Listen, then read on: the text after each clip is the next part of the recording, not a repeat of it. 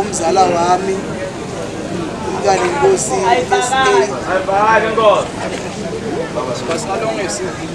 SA Nkosi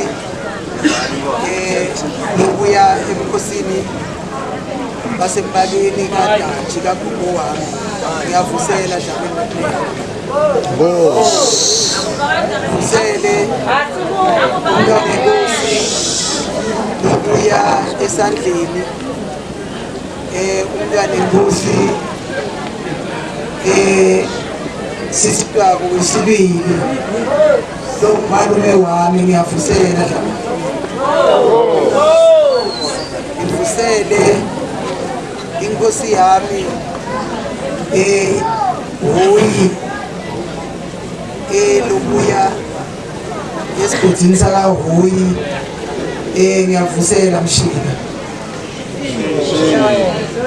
sibonga kakhulu emakhosini uthi asele bantu asivakashele namuhla ngesuku elikhulu kangaka sidiva sibaluleke kakhulu sithi bangalahli bantu benkosi bangasilahli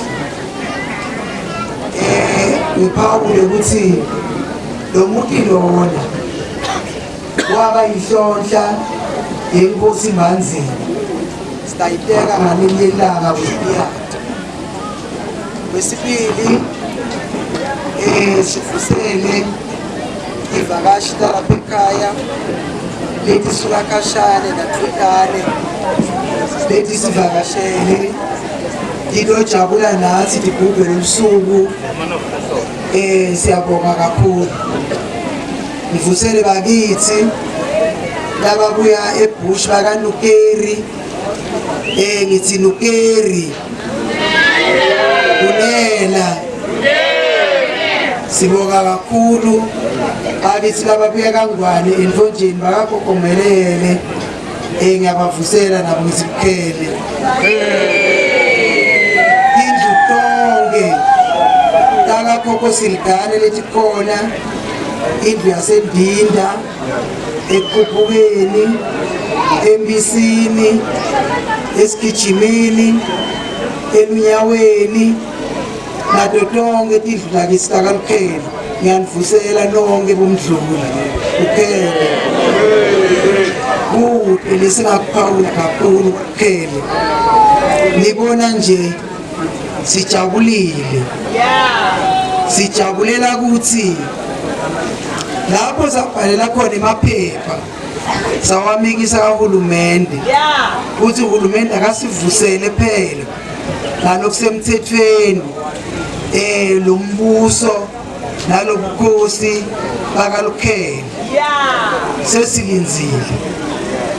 Nawulinzile phela uyajabula nokuthi uyathi ukuthi indzaba leti mnanzi tingahle tifike noma nini. Ngeke bese sesiyafihla ngathi ukhona lokwendekako nanoma lesikwendako. Silinzele ukuthi uhulumende asiphendule ngenkulumo letawena ukuthi wonke umuntu ajabule lo akaLukhele nalongasiyo akaLukhele nesive sonke Lukhele. Angigcine ukuthi ngikuhlonipha abantu abenkosi nebukhosi bami. Singahlali kakhulu kuzwe iminyama uhlalise abantu abadala ngaphandle. Sibonga kakhulu ukusivakashela. Awu sijabule kakhulu. Nekuthi ke indlunkulu inibhekele boLukhele nesive sonke sakaLukhele. Sitawuphakamisa sibongo. Lukhele. Ndlovukati. Siyabonga bodluli. Abonga isandla sakho.